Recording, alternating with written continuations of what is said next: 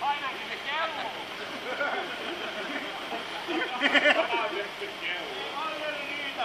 Riittää, kun ne loput on ihan venelinnan. Viedäänkö? Vie! Kelluainen ja on ne tunnistettamismäntiä. Ei Suzukistakaan noin lähde renkaan.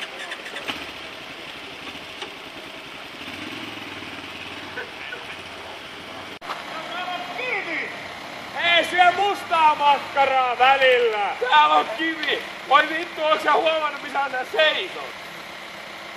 Me vattalle siihen panssarin päälle ja melo! Ota se melo esiin ja rupee huitomaan! Kartsa! Toi näyttää hyvältä! Sä oot aika mediaseksikäs! Toi on Yamaha perämoottorilla.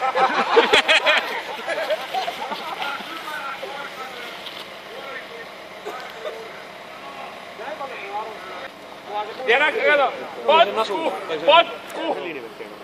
Ei enää oo pitkää matkaa, ja jos alkaa väsyttää, niin pidä mönkiästä kiinni ja tuppoo. Tuo on jala pois. Ei. Mene bottalle siihen pohjapanssarin päälle ja potkuta!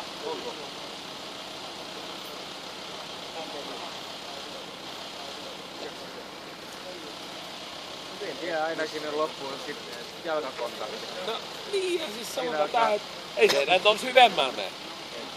Toi kone. Ei. Öljyt ja peräöljyt mä oisin vaihtanut muutenkin heti kisan jälkeen. Ei se nyt paljon muuta. Eli butsari joutuu tietty vähän kuivattaa. Ja potku! Ja toinen!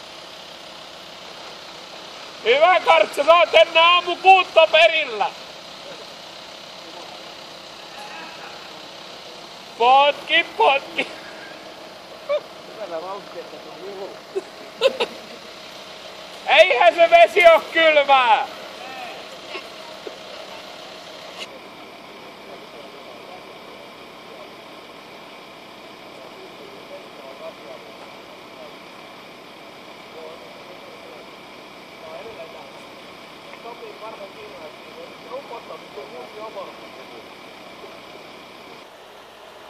Äpä! No! Sä hakee koneen, jos mä uin tän takasin. Joo, totta kai! Oot tänne se!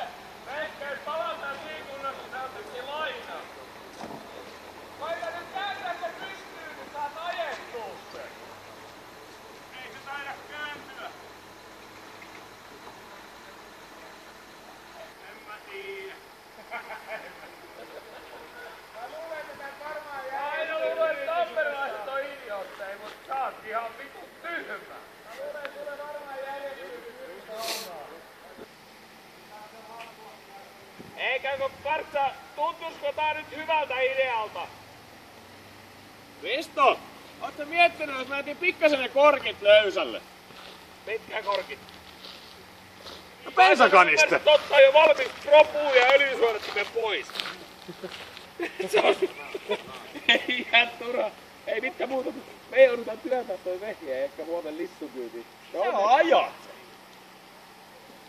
Koita nyt kartata. Jokainen aja oman vehkeensä kyytiin. Kartsa, oliks tää hyvä idea?